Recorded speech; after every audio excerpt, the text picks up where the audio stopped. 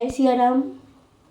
नमस्कार, हम दीपा पांडे आज रोना सभे के सामने बेटी के विवाह के समधि मिलन के गीत लेके आयल बानी।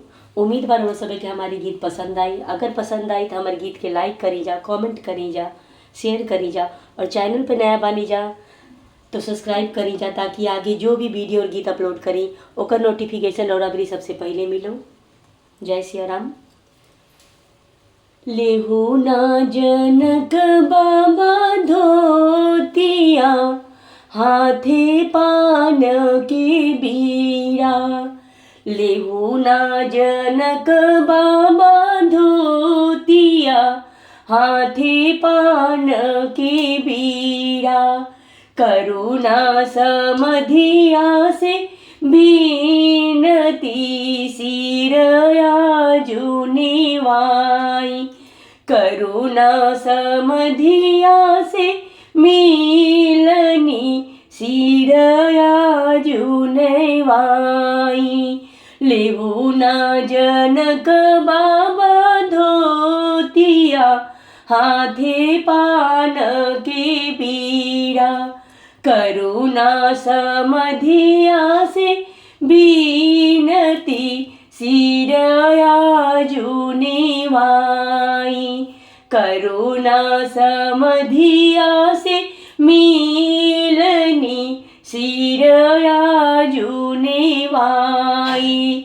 बाबा नैयो भैया नैयो नैयो, बेटी कबहू ना नैयो।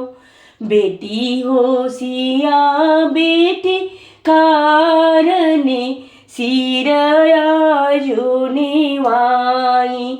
बेटी हो सिया बेटी कारणे सिरया जुनिवाई। लेहु नायापन चाचा धोतिया, हाथे पान की बीड़ा। करुणा समधिया से बीनती सिरया जुनिवाई। करुणा समधिया से बीनती सिरया जुनिवाई। बाबा नैयो भैया नैयो नैयो, बेटी कबहू ना नैयो। बाबा नैयो भैया नैयो नैयो, बेटी कबहू ना नैयो। बेटी हो सिया बेटी कारणे सिरया जुनिवाई। बेटी हो सिया बेटी कारणे सिरया जुनिवाई। लेहु नायापन भैया हारवा, हाथे पान की बीड़ा। करुणा समधिया से बीनती सिरया जुनिवाई। करुणा बहनोइया से मिलनी सिरया जुनिवाई। बाबा नैयो भैया नैयो नैयो, बहिनी कबहू ना नैयो।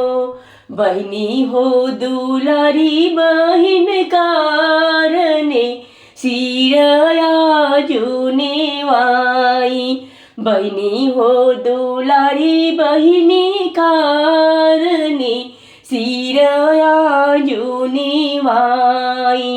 बहिनी हो दुलारी बहिनी कारणे सिरया जुनिवाई।